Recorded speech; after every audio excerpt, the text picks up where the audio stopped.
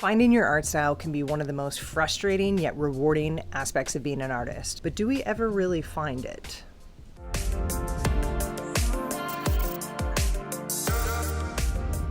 Before we dive in, I do have a bit of a disclaimer. I don't think we ever truly arrive at our art style. And hear me out. As artists, our work is a direct reflection of who we are. It's what we're going through, where we've been, and where we want to be. All of that is wrapped up into our work. There's a constant evolution happening to us as we're living our lives. We're gaining new experiences, we're seeing new places, and meeting new people. And that's going to shift who we are as individuals, as well as artists. Okay, so let's dive into some practical tips. Look at the art that you're consuming. As you're scrolling through Instagram or walking through a gallery looking at art, what resonates with you? You can identify your style just by simply focusing in on what interests you. It's the art that makes you stop and look and listen and read and pay attention. It's the art that makes you feel something.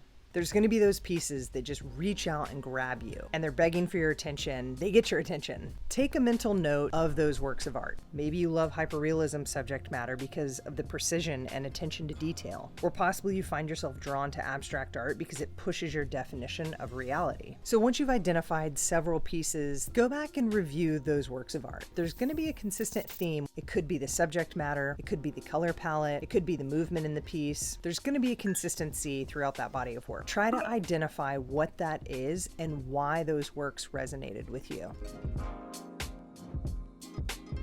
So next time you're in the studio, ask yourself a couple of these questions. What common themes show up in my work over and over again? Do you always gravitate towards blues? Maybe you love painting abstract landscapes. Do you prefer working on small or large scale works? Another great question to ask yourself is, if I had to only paint one thing for an extended period of time, what would it be? If you find yourself getting frustrated with this process, leverage that frustration as fuel and channel it to produce better art. If I find I'm in a rut or stuck with my style, another great tip I can offer is go take a hike, go walk through nature and explore your community. Genuinely be present. Look at the leaves, look at the trees, look at the plants, look at the colors and the shapes and the patterns that you find represented in nature. Try to soak up some of that inspiration and bring that back to the studio with you.